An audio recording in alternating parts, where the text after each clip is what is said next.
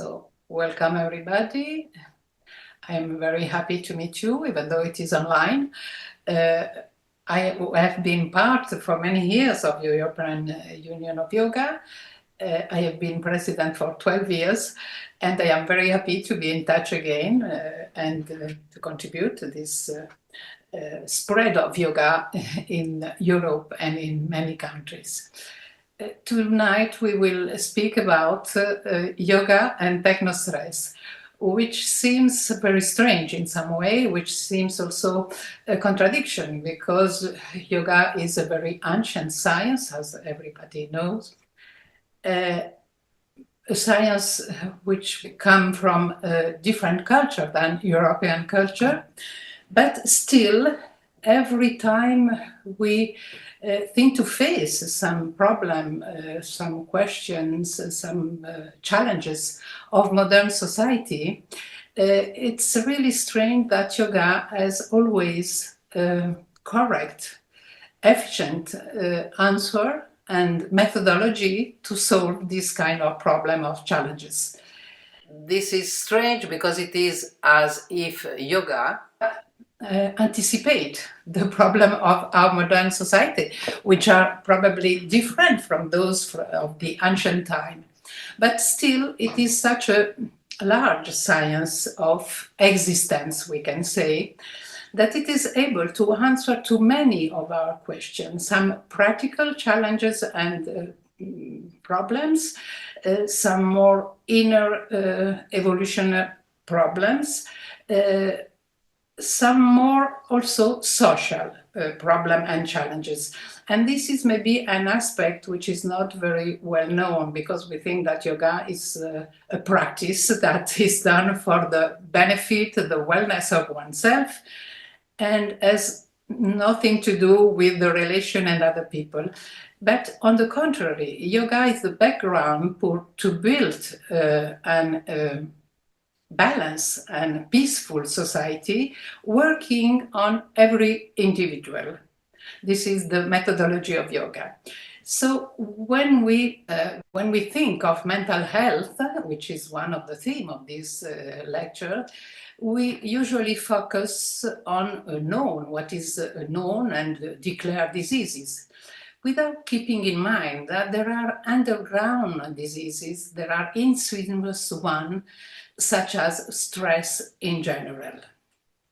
And very often we are not aware of the state of stress we are living in.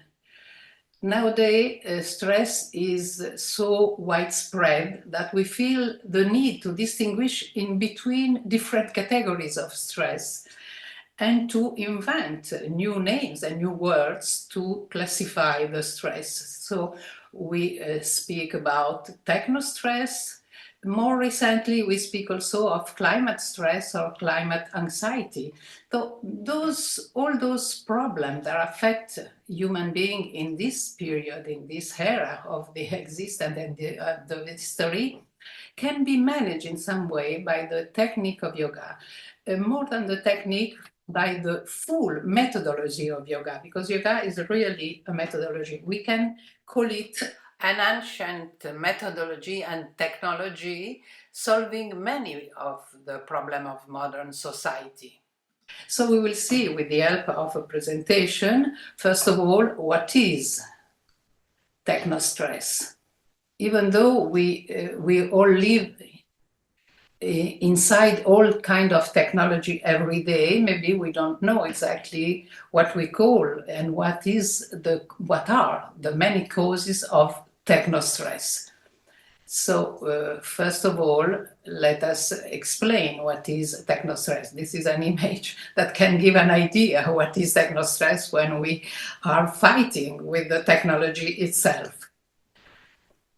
It is a word that has been used for the first time by Greg Broad in 1984. At that time, there were less technology than today, but still, at that time, they focus on the problem of the stress and the use of technology.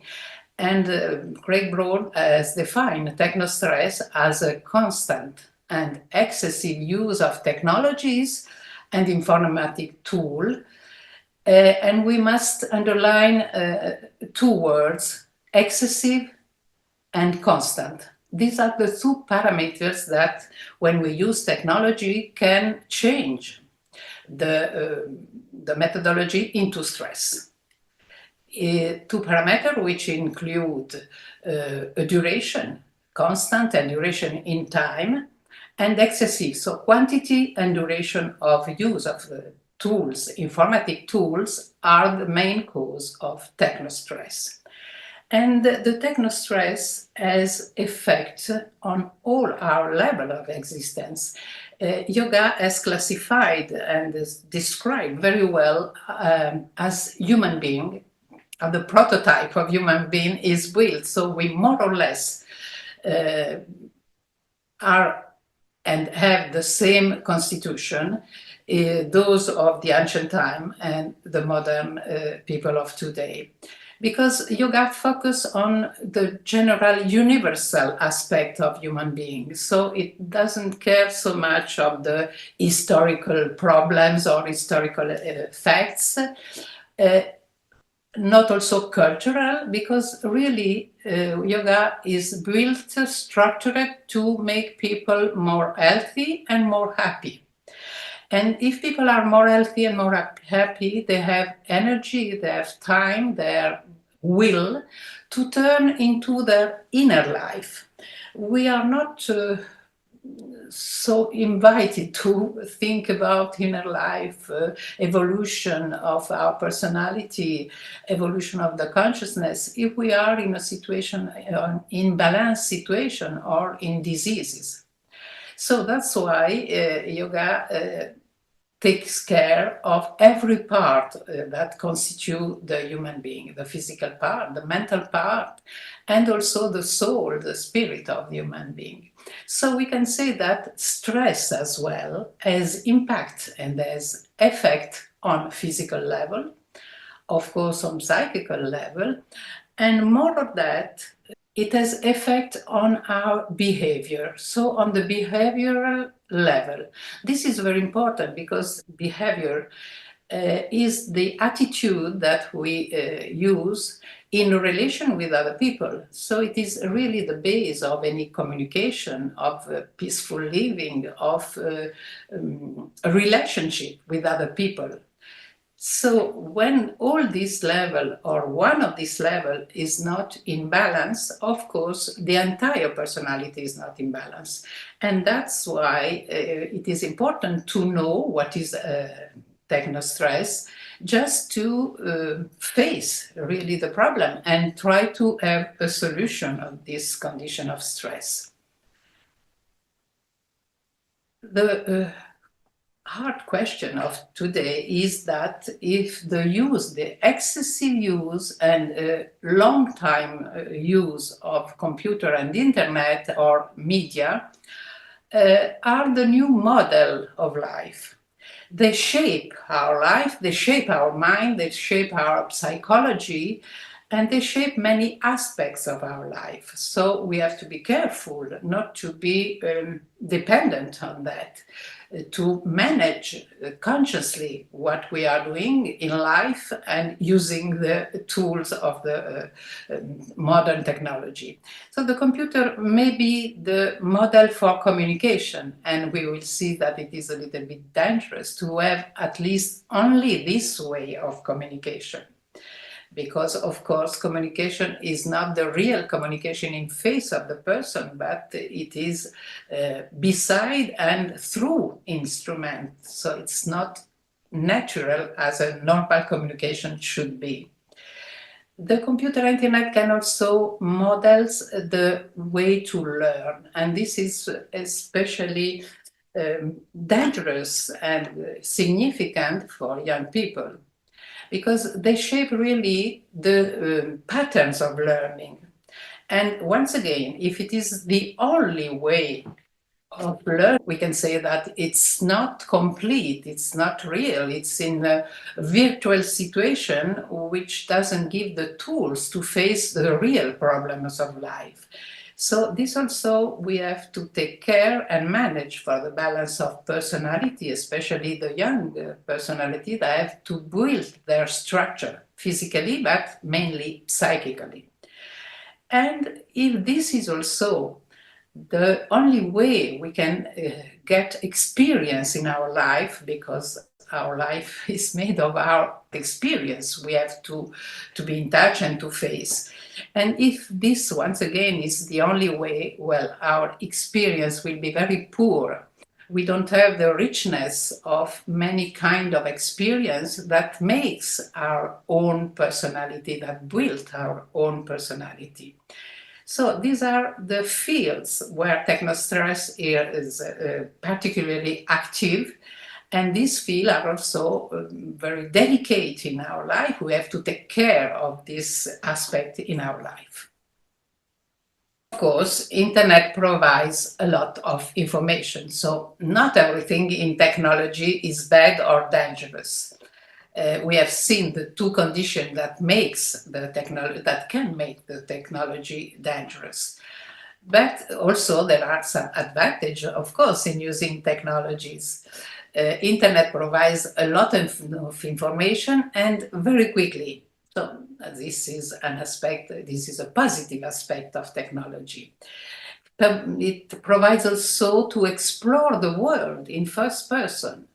We can have information from any part of the world where we never been, where we probably never go, but we are informed what is happening everywhere. So there is more connectivity in between people. We still don't know if this is sufficient to avoid the conflicts, the wars, and so on, but still we are more aware and more informed of what is happening on our planet. Internet provides also a big amount of information and easy and rapid answer to any request. We can ask everything to Google or any other server and have an answer. But this kind of answer, we have to think if they are the real answer we need and if they are sufficient to feed our mental activity. Because in this information that we can have a big quantity, but we are not sure of the quality of information. We have also a lack of direct human contact, which are essential for human life, and also relationship. Of course, we can have many kind of relationship, especially in the media. On internet, but these are a very special relationship because we really don't know the people. We have a lot of friends on Facebook, but we don't know for many of them what they are doing, what they are thinking, why we are friends. It's really a lack of direct contact, which is, I repeat, very essential for everybody. So, which is even more subtle and insidious is the virtual experience. So it's not the reality, even in emotion. And this is an aspect that we have to underline and to be very careful to manage, and especially the young people, because our emotion manifests in the same way if a situation is virtual or if it is real. We feel the same emotion, we feel the same tensions, we feel the same sadness, we feel the same stress, even though the situation is not real. So the risk is to have a very confused, not very clear emotion. We don't recognize our emotion. We are slaves of our emotion instead of managing them. And these are some advantages and some danger of internet. There have been a few scientific research in technostress, I mean in the danger and the consequences of the use excessive of internet and technology. One is the University of Hong Kong. They study young people And they say that generally there is too much social media and video games that reduce the capacity to be in touch with others. For the small kids, too much video games. That also excites very much their mind. So they are never in a restful situation. They never have a peaceful moment to be quiet, to realize, to think, to play also with the body. There are also other scientific research that has been done. The effect of health and media use, especially also in work environments. And they've seen that when there is too much technostress, workers are less efficient.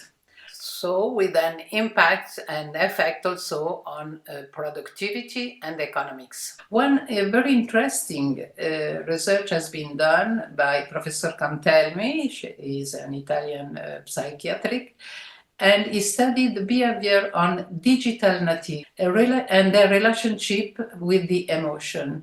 And it's really very interesting what they notice in these researches. Kids and then the teenagers have a very bad relationship with their emotion. More of that, they don't recognize the emotion, they don't name the emotion, they don't know how to call their emotions, so they are not able to manage with them. And also the way they learn is different from the way of those who are not digital natives. Some other research has been done at the bit of Boston, calling them Homo sapiens. It means that it is always zapping here and there. And this is the aspect of multitasking. We will speak about multitasking after, which is a very tiring activity for our mind. And also an university in Japan, they observed the prefrontal cortex and multitasking, and they noticed that the prefrontal area of young generation, those who use mainly technology for learning, are quite different in their anatomy from the previous generation. They notice that there is a decrease in the thickness of the prefrontal cortex. We don't know why we feel this sense of fatigue. And also many muscular tensions for several reasons. First, because we are usually, when we use technology, sitting, so we may have a posture which is not perfectly correct, but also for another reason, that maybe we are under stress, we don't know that we are under stress, we are not aware, but our body is aware of that. And there is a natural, instinctual reaction of our body when we are stressed. This reaction is to contract our muscles, because our muscles are like a protection that we built, like an armor that we built to protect ourselves. This is instinctual. We hereditate it from our ancestors in the prehistoric times. And we still have this natural and instinctive reaction. So when our muscles are tense, the entire body is tense, and many functions, of course, are not working well. We can have, and it is a problem also, visual diseases, because our eyes are not used, are not built to the frequencies of a screen with the light. Our eyes, in the evolution of the species, has acquired the capacity to see outside, but to see the natural frequencies of light, not that one of the screen. So if for many hours we are pointing with our eyes the screen, we can have some diseases, and sometimes very severe diseases also. Headache, of course, which is a consequence of all the other diseases. We can have digestive problem, and we can say why the digestive system has nothing to do with the stress or the use of technology. It is because when we are under stress, we have the response to this situation, which is automatic, which is instinctive, which is not voluntary. So our body, which is intelligent, managed to have the energy, the forces to afford intense physical activity. because the reaction of stress is the syndrome of adaptation. It means that we have to adapt to the situation to survive. It is a very ancient system, so we don't have the response adapted to nowadays, but we have the antique response of our prehistoric ancestors, that when they face a danger, it was a real danger for their life, maybe an animal, maybe someone aggressive. So when we are in danger, there are only two possibilities to react. One is to fight toward this danger, and the other one is to run away. So the stress response is called also flight and fight. When we have to fight, for example, or run away, our body has to manage the energy, the function to have more blood in the periphery of the body for the muscles, for the action, for the dynamic action. Breath has to be more efficient, the beats of the heart as well, in order to be ready to fight, to have an intense muscular activity. At this time, for a short time, we don't need to digest, that we can then put in standby our digestion and all our energy to the reaction. The problem is when this situation of alert is constant for several hours, because we are not built, the entire body is not built to stay always in a condition of alert. It is built to have some peaks of alert and then again relax. When we are always under stress, and especially an unknown stress, not aware of the situation, well, we continuously put our body and all the function of the body in a condition of alert. And this is very dangerous for our physical health and also for our mental health. Another inconvenience of the use of technology is also the weight increase. Due to this kind of problem, that inner function of our body are unbalanced, and also because generally we are seated, so due to the sedentarity.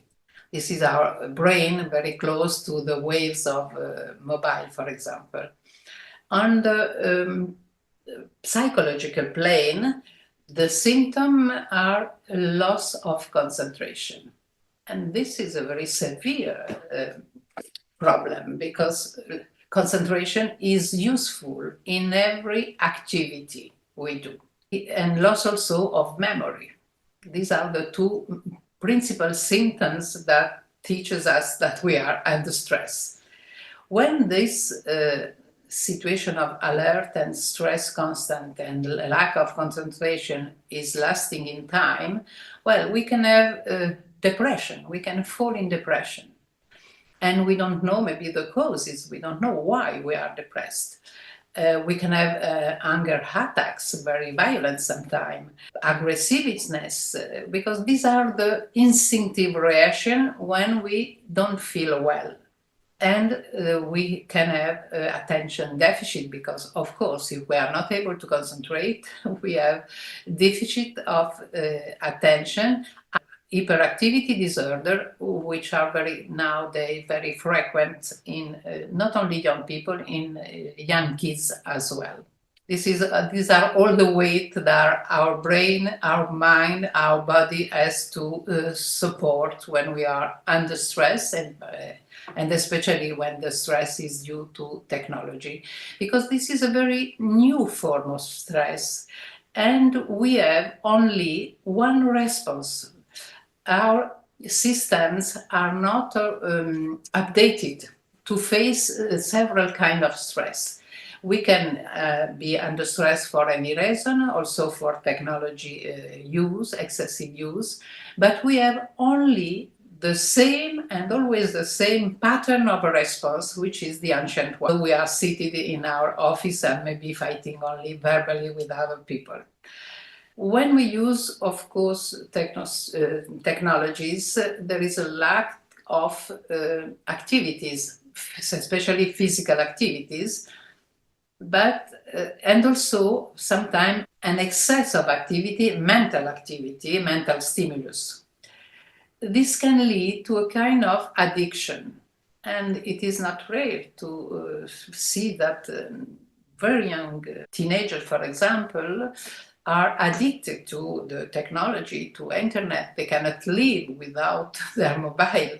There have been some experiments that have been done in some schools for a retreat with the student, and they were asked to live for 1 week without their mobile. And they notice how many diseases, how many uncomfortable situations these people live without being able to connect, to have news, to go on internet, to look at the mail, at WhatsApp, and so on. So these are small steps towards addiction, and sometimes the addiction is very, very severe. For example, you may have heard about ikikomori. This is a Japanese name for those usually teenagers, young people, who are so addicted to internet that they refuse to live a normal life. They refuse to go outside their home. Sometimes they refuse to go outside their own room. Without contact with other people, and sometimes without contact with the family as well. So these are, of course, pathologies, but it's not rare to have several degrees of addiction. It is easy to become addicted, and we can feel gratified because we can act in internet anonymously. Everything we do in internet, we can do without being in first person, without expose ourselves to the judgment of the other. We can have a different identity, and we can say with this anonymous identity everything. We can be aggressive, we can lie, we can imagine to be someone we are not. It is a kind of destructuring our real personality, and it is really an uncomfortable situation for the people, but it is especially dangerous for the relationship in society. We know how it is dangerous and how people can be aggressive in internet, and there are some teenagers that suicides because they have been bullied and attacked only on internet or on their media. This shows how in media we can live a fake life, virtual and not real life and real experiences. We live a virtual experience of life. It's not the real experience. It's not this experience we live in our body, we live in our mind, that makes our personal experience and memories that shape our individuality and also our speciality or particularity as human being. All this is in a kind of virtual world where everything can exist and nothing exists. So it leads to a lack of contact with the reality and incapacity to face a real situation in life. The other manifestation are stress of computer rage. We have seen the image where someone is fighting with the computer. Well, we use tools as if they were a person, and we have the same reaction, emotional reaction toward this kind of tool. There are several form of technostress, several causes also of technostress. One is what is called techno-invasion. It means that the stress to be constantly connected. It can be an addiction, but it can be also a situation of work. We are compelled to be connected. So this creates the sensation of not having a space, a time for ourselves, for our inner life. There is also stress of techno-complexity because we have to improve in very quick time our competencies. Methodology, technology are changing so quickly that we are always running after the competences to acquire to use this technology. So this also is a very deep and hard source of stress. We have the stress of learning, which make a kind of called techno uncertainty. We are never sure to really be able to manage and to use correctly the technologies. But mainly we are under many stimulus at the same time. So the technostimulation is one of the main causes of stress for our neural system and our brain. And in particular, the stress of multitasking. Multitasking means that we can do, or we have to do, many tasks, many actions, many thoughts at the same time or very quickly. For some time, we have been, all of us, very much excited in thinking that multitasking is to be able to use in this way our nervous system would be a quality. It's not at all that. Many researchers have shown not only that the brain has a different shape, our prefrontal lobes, but also that it is very tiring for our nervous system, because our nervous system doing many things like teenagers are able to do, reading, listening to music, writing, doing duties of school and so on. This is very tiring for our nervous system, because our nervous system has to switch on and switch off some neuronal circuits to do one thing and immediately another one, so it has to switch on another neural circuit and so on. So this is a kind of hemorrhage of nervous energy, which is very dangerous for the functioning of our brain and our nervous system, and of course also for our mind. Many researchers have evidenced this inconvenience, but they try to find a solution. And one of these researchers has thought that the solution could be techno-awareness. Well, in yoga we can smile because it seems so evident. Well, the solution should be to be aware of all this kind of stress and be able also to stop when it is time to stop, to have some moment of relax, to recover some energy before doing other tasks with technology.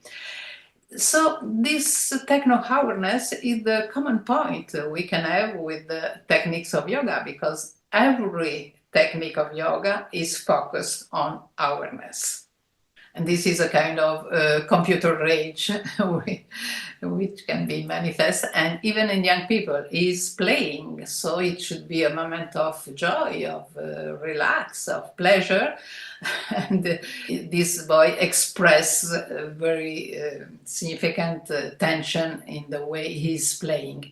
Playing is the way through which children can learn, can expand their experience, can explore space, time, external world, internal world. So they need to play, but this kind of play without moving the body, without the motricity, is not the real play or games that can give there the possibility to grow through the games. It is as if this instrument make a model, a shape, a scheme of learning, which is unique, which is not so various. It's always more or less the same. And learning, on the contrary, is exploring many ways. It is develop curiosity, curiosity to see, to learn something new. So when there is a unique way of learning, this makes the thought, the evolution of culture, of thought, of arts, very flat. We all think in the same way, we all act in the same way, we all practice art or listen to music on the same way. And the specificity of human being is their personal beauty, personal expression, personal learning, personal intuition, and discovery also in the scientific world or in any kind of domain of the learning and culture. And the knowledge of internet is wide. We can have many information, but these information are not deep. We just open a page, we learn something about a topic, but this kind of learning did not develop the deductive way of thinking, what we call Cartesian reasoning. So we get the habits to have information from outside, but not build our own reflection on the information, our own reasoning, our own thoughts, our own way of, a critical way also to adopt, to accept or refuse some idea. It is a kind of uniformity, which is exactly the opposite of exploring, develop, and discover. And the role of learning and education should be this second way. So it's a kind of superficial knowledge which is not deeply rooted. And every knowledge which is not deeply rooted is not lasting. We forget it very quickly. It evaporates very quickly. So it's not a real learning. It's not a real memory useful for us in life. Also, the mental learning patterns are quick but not deep. So learning is also in this way by images. This is also a common point with yoga. Yoga uses images for techniques of concentration, visualization, and mainly the tools of the technology are expressed by images. So maybe we can use the same instrument but in different way to show that there is different patterns and different way to use the same. So finally, to summarize, it's a fast learning we can have through the technology. It's also some technological abilities. But there are several and different stimulus, and there are usually too much stimulus at the same time. So more information, but less learning or less culture or less reasoning. One experience very interesting has been made in India. This experience has been called the hole in the wall. It's an experience we will see in this image.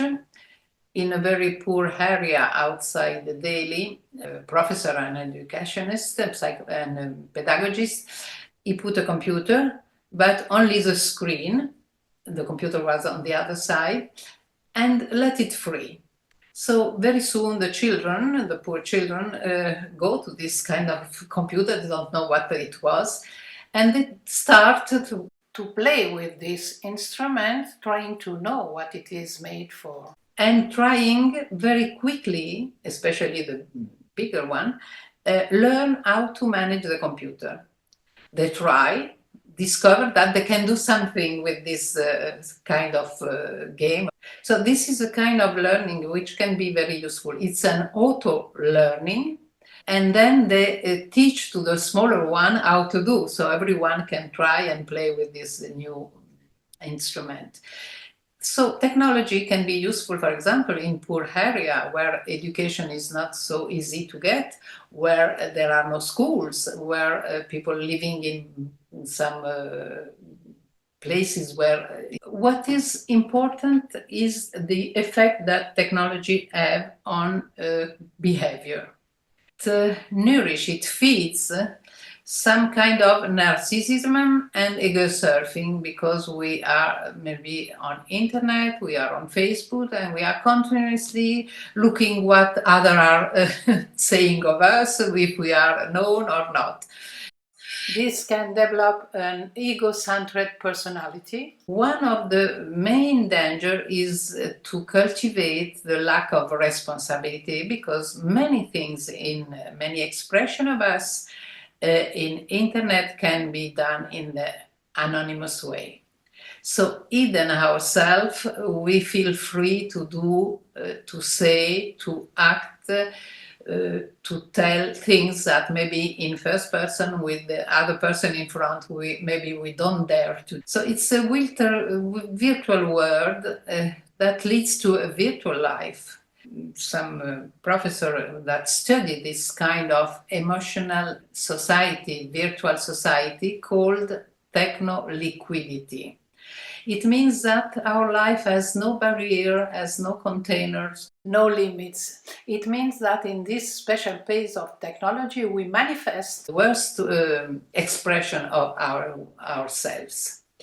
And especially there is this kind of liquidity of emotion. And when the emotions are not clear, we cannot recognize them, especially young people that live in this kind of suggestion of the technology and the images, and they feel like a fade shadow, and they need to experience strong emotion. It's a kind of addiction, unaware addiction, because they don't have the name for the emotion. It is called alexithymia. It means that we cannot nominate the emotion we are experiencing. And sometimes we, as we are addicted to this kind of emotion, there is the need to have emotion more and more intense. This leads to some kind of dangerous behavior. For example, we don't understand why for teenager, for example, jump from a train to another, which is very dangerous. Sometimes they die. It is because of this kind of strong research of strong emotion. And there is also the stress and fatigue of multi-stimuli. We need to have some moment of relax, of peace, because we, once again, are not built to always be in activity with our mind or mainly under stress. So now let's see how yoga can help to face, to reduce at least all these effects. First of all, we can say that yoga is an empirical science, so it is practical. We can speak about yoga for hours, but unless we practice it, we don't have the effect. So this leads us again to the real life versus the virtual life. And another speciality of yoga is the slow time. Everything in yoga is slow.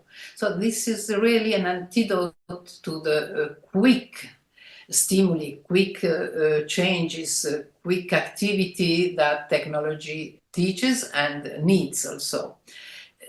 The simple fact to have in practice of yoga slow movement, a slow breathing, a slow activity of the mind, well, we can recover from all this excess of stimuli and activity, especially mental activities, but we can also learn a new way of living and acting. In yoga, we are always aware of what we are doing, practicing, feeling. We must be aware of our movement. We must be aware of the result of the movement. So it's an education and maybe a re-education to be in the practice, to be in the body, to be in the breathing, to be in the mind when we are doing something. It is this kind of awareness that scientists suggest, even in Technostress. In the practice of yoga, the body is not passive like in front of a screen or in front of any other tool, but the body is active. Through the technology of yoga, the ancient technologies of yoga, we can have an emotional control. This is one of the main results of a good practice of yoga. And we can have relaxation, which is exactly the opposite of multi-stimuli and multitasking. So our mind too is active and not passive. The activity of the mind in using technology is mainly to receive input. So it's a passive way of working. In yoga, we always ask our mind to be present, to be aware, to be in the practice. And this leads to a mental relax, which is really very much needed when we work too much with technologies. So these are the general effects of yoga. We can see, for example, in the main techniques of yoga, some particular aspects that are useful to counterbalance the effect of technostress. First of all, we say the body participates actively. There are slow movement because asana needs slow movement, as needs also to stay for some time in the posture. This kind of the immobility is one of the best solution and result for stress. When we do asana, we have to be aware and to have a prolonged attention. And we have seen that one of the main symptoms is a loss of concentration. So to be present in the movement, in the perception of the movement, so not in an astral or virtual world, but in a real world of our body, of the environment, and to focus for some time in what we are doing. So we create a new habit of not running always, but stop sometime and stay in the position. There is, if the practice is done properly, the release of muscular blocks. We have seen that the muscular blocks are the protection that unconsciously we build to ourselves when we are stressed. And there is also postural correction, because many asana work for maintaining the vertebral column in the correct posture. So there is a re-education also of the posture of the body. We can say the same thing for breathing and pranayama. There is a kind of respiratory management, even in simple breathing without kumbhaka, because pranayama needs kumbhaka. And any breathing is a way to balance energy, to balance prana. So mainly in breathing and pranayama, we supply our prana body. When we breathe, and especially when we practice pranayama, there is also purification and balance of nadi. It means that the circulation of the prana is correct, and all the function of the body and of the mind are functioning well. And mainly, the main aspect is that through breathing, we can have an immediate emotional control. When we are upset, when we are under stress, when we are sad, we just need to change our breathing pattern, and immediately the psychological climate change, the psychological atmosphere change. So this is an easy, simple way to manage emotion, which are very, very difficult to manage voluntarily. One of the main aspects of yoga is relaxation. Through relaxation, we can recover from any physical and psychological tension. So relaxation is really the best practice to reduce every kind of stress. And relaxation is not really a category of yoga according to Patanjali, but it is the substrate, it is the ground where all the practice are built. We must do asana with the relaxation, we must breathe with the relaxation, we can try to bring relaxation in our mind. It helps to recover from mental effort, mental fatigue, for emotional control. It counteracts all excess of stimuli that we have seen are very effective in Technostress. Tool for counterbalance all these effects, negative effects of excessive use of technology, is to work on our capacity of concentration. Concentration is present since the very beginning of our practice, because even when we start with few physical exercise in yoga, physical asana, we have to be concentrated on what we are doing, on what we are feeling, not only when we do the practice, but also after the practice, so to be aware of the result of our actions. This can lead to a kind of different comportamental attitude, because if we start to be aware of the result of our action, it means that we start to understand that every act, every action has a consequence. This is the beginning, the real elementary plan to learn also social rules, to learn the kind of respect for others, and for ourselves too. So with the concentration, we can recover from psychic tension, from mental fatigue. We strengthen our capacity, attentional capacity. We counteract all the excess and stimuli that tired so much our nervous system, and we improve our capacity of awareness. Awareness which is needed in every action of our life, not only in the practice of yoga, but in the practice of yoga, we train to be aware in order to be aware also when we are not practicing yoga, but when we are acting and living in normal life. So it counteracts the every conditioning, because when we do the action in an unconscious way, we can be very easily manipulated. We can get bad habits very easily without being aware of that. When we are aware, we know what we are doing, and maybe we know who and what we want to do. This is the example of concentration, which is the exact opposite of the state of stress and multi-stimuli and multitasking.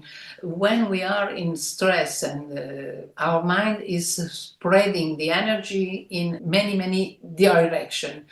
When we concentrate, we try to bring all our capacity, mental activities and mental capacity to one unique point. This is concentration. So it recovers from the fatigue and dispersion of energy and mental energy. It moves energy in our mind. So images can be active and somatized. There is experience of pendulum, maybe we don't have time to explain and learn about it, but we can see that there are in yoga some special images which are very interesting and very active. There are the symbols, for example, this is a Sri Yantra, but there are many symbols. And symbols are special images which contain universal energies that speaks to our mind, level, the intuitive level of our mind. We don't have to reasoning on that, but there are this exchange of energy. We synchronize to the same energy of this symbol, and this energy activates our mind and harmonize all levels of the mind. This is not only a concentration exercise, but it can become really a meditation exercise. It can be meditation simply. So with this tool of yoga, we can see that we can really face all the challenges of this modern life and be able to use intelligently and with useful result technology without being a slave of them and without getting only stress and negative effects. So thank you for your attention.